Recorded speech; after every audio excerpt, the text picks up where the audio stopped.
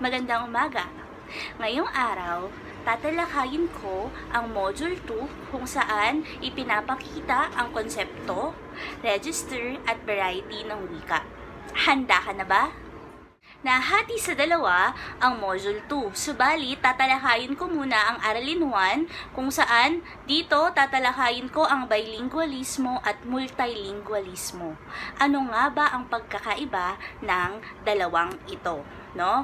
Karaniwan nang naririnig natin sa mga usapan ng mga ganitong pahayag. I want to make shopping sa Divisoria. Mura kasi doon. Manonood naman tayo ng sine to have some relaxation sa ating mga ginagawa. Huwag mong hahawakan yan. It's dirty. Mapapansin ang mga salita na iyon ay gumagamit ng dalawang wika. 'Di ba? Ang wikang Ingles at wikang Filipino. Doon papasok ang konsepto ng bilingualismo. Ibig sabihin, ang paggamit ng dalawang wika sa pakikipagkomunikasyon o pakikipagtalastasan ay tinatawag na bilingualismo. By, meaning, ang kahulugan nun ay dalawa. Dalawang wikang ginagamit sa pakikipag-usap, maaaring ito ay sa kaibigan, sa kaklase, no, sa pamilya, at maging sa ang partikular o sino mang tao ang kinakausap, bilingualismo. Ayon kay Nelly Kubar, 1982, no, sa kanyang papel pananaliksik na ang bilingualismo, ilang aspekto at mga implikasyon, mahalagang tandaan ang dalawang masaklaw na uri ng bilingualismo. Tatandaan ha, meron daw dalawang uri ng bilingualismo. Unang uri, ito ay ang likas o natural. Ikalawa ay pangkapaligiran o environmental. Okay? Nag-uugat ang likas na bilingualismo sa isang sosyolikal na pangyayari tulad ng imigrasyon at ang bilingualismo namang pangkapaligiran sa patakarang pampolitika tulad ng paggamit ng opisyal na wika bilang pangturo. Anong pagkakaiba nung dalawang iyon, binibining or dansa? Ayan, makikita ang halimbawa ng dalawang uri ng bilingualismo. Magkaiba ang likas na bilingualismo at pangkapaligirang bilingualismo, no? Halimbawa, sa likas na bilingualismo, ipinanganak ka sa Amerika at ang unang wikang natutuhan mo ay wikang Ingles. Ibig sabihin, likas na sa iyo, natural na sa iyo na gumagamit ka ng wikang Ingles sa pakikipagtalastasan. Okay? At syempre, halimbawang umuwi kayo dito sa Pilipinas at dito na kayo nanirahan, syempre, mapipilitan kang gumamit ng wikang Filipino. Kaya, may tuturing na bilingualismo ka na. Kasi 'di ba, hindi mo naman maiiwasan o natural na sa iyo ang paggamit ng Ingles. Okay? Kapag sinabi namang pangkapaligirang bilingualismo, ito yung paggamit natin ng wikang Ingles tuwing asignaturang Ingles, syempre, 'di ba, kung kinakailangan lamang. At isa pang halimbawa, ikaw ay pumasok sa isang opisina, no? Kailangan syempre ng interview. At ang interview dito ay Ingles. At syempre, sasagutin mo ito ng wikang Ingles din, no? Pangkapaligirang bilingualismo kung kinakailangan lamang, no? Kapag likas na bilingualismo, ito yung natural na paggamit mo ng dalawang magkaibang wika. Okay? Susunod, ayon kay Bloomfield, 1935, no, sabi niya, ang bilingualismo ay pagkakaroon ng magkasintulad na gamit at kontrol ng dalawang magkaibang wika na ginagamit ng isang tao o individual. Ibig sabihin daw ha, magkasintulad. Kailangan balancing ginagamit o pantay na ginagamit ang dalawang magkaibang wika. At dito, 'di ba, kung meron namang bilingualismo, sabi ko nga bilingualismo, dalawang wika ang ginagamit, meron din naman syempre multilingualismo, no? Ang multilingualismo ay isang patakarang pangwika na nakasalig sa paggamit ng wikang pambansa, katutubong wika, At syempre, huwag kalilimutan ang wikang global. Sa madaling salita, ang multilingualismo ay paggamit ng wika ng dalawa o higit pang mga wika. Diba? Ang bilingualismo, dalawang wika lang. Ang multilingualismo, paggamit ng dalawa o higit pang wika. Unang wika na dapat gamitin ay yung wikang pambansa. Ikalawang wika, yung wikang katutubo. Ikatlo, yung wikang global. Binibining or dansa. Anong ibig sabihin nun? O ano yung mga halimbawa ng mga iyon? Halimbawa, paggamit ng wikang Filipino, Ilocano at Ingles sa pakikipagkomunikasyon o pakikipagtalastasan. Diba? Tatlong wika iyon. Filipino ang ating wikang pambansa, no, na natutuhan nyo sa Module 1. Ikalawa naman, Ilocano ang isa sa mga halimbawa ng mga katutubong wikain sa Pilipinas. No? At ikatlo, Ingles, ito ang masasabi nating wikang global, kaya nga sinasabi ng ang Ingles ay lingua franca dahil halos lahat ng tao dito sa ating mundo ay gumagamit ng Ingles. Maituturing na multilingualismo iyon dahil gumamit siya ng dalawa o higit pang wika sa pakikipagkomunikasyon. Huwag kalilimutan, bilingualismo, dalawang wika.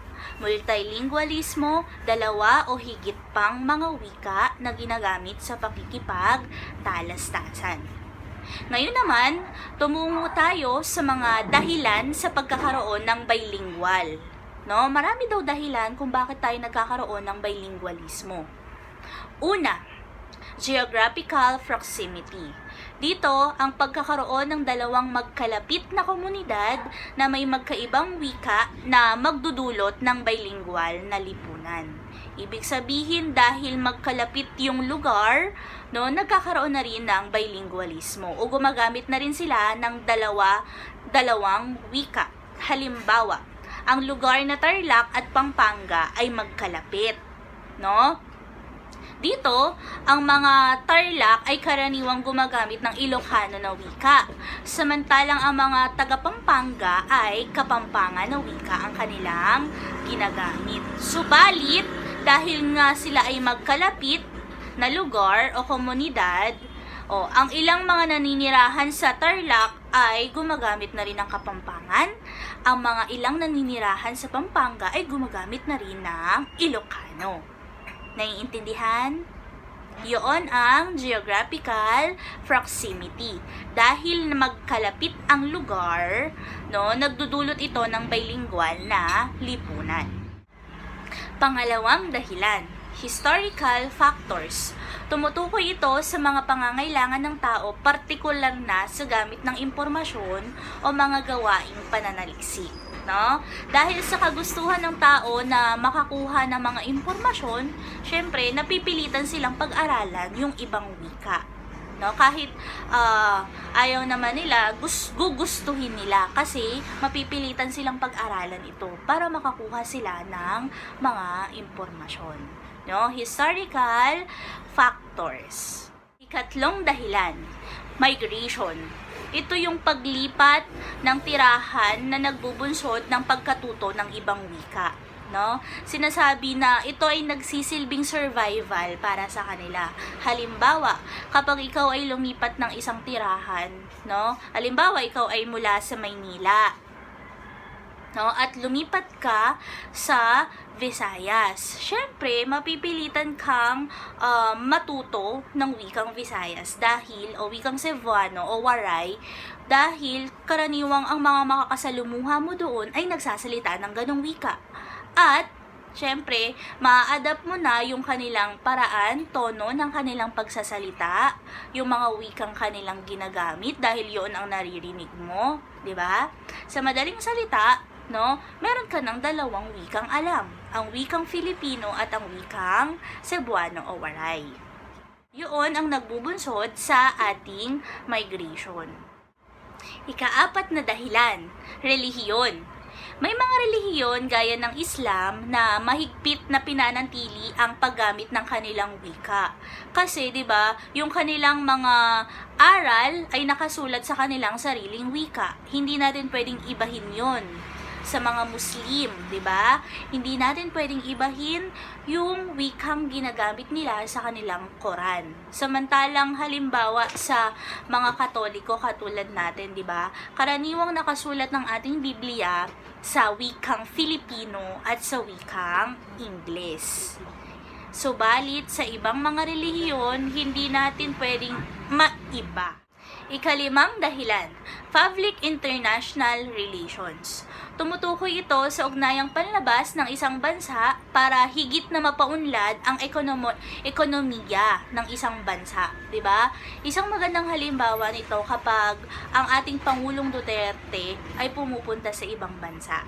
Siyempre, gumagamit siya ng wikang ginagamit ng lahat. Yun ang wikang global na wikang Ingles, 'di ba? Upang higit na magkaintindihan sila, no? Ayon sa mga ekonomikong pag-unlad, para makatulong sa ating pag-unlad, gagamit siya ng wikang Ingles para makipag-usap sa mga Amerikano o mula sa ibang bansa. Ngayon naman, ito ang pinakahuli, no? Bilingualismo sa wikang panturo. Sabi nga sa unang module na ang wikang opisyal ay Filipino at Ingles, 'di ba? Ang wikang opisyal ng Pilipinas ay Filipino at Ingles, samantalang ang wikang panturo ay Filipino at Ingles din. Gagamit ng wikang Ingles sa mga asignaturang, syempre, gumagamit ng wikang Ingles. Ito, bilingualismo sa wikang panturo. Sinasabi sa Artikulo 15, no, Section 2 at 3 ng Saligang Batas 1973, ang batasang pambansa ay magsasagawa ng mga hakbang tungo sa pagpapaunlad at formal na paggamit ng pambansang wikang Filipino. Hanggat hindi binabago ang batas, ang Ingles at Filipino ang mananatiling mga wikang opisyal ng Pilipinas. No? Noon pa man, gumagamit na ng iba't ibang mga hakbang o iba't ibang mga estratehiya upang mapaunlad ng lubusan ng ating wikang pambansa at iba pang wikain sa Pilipinas.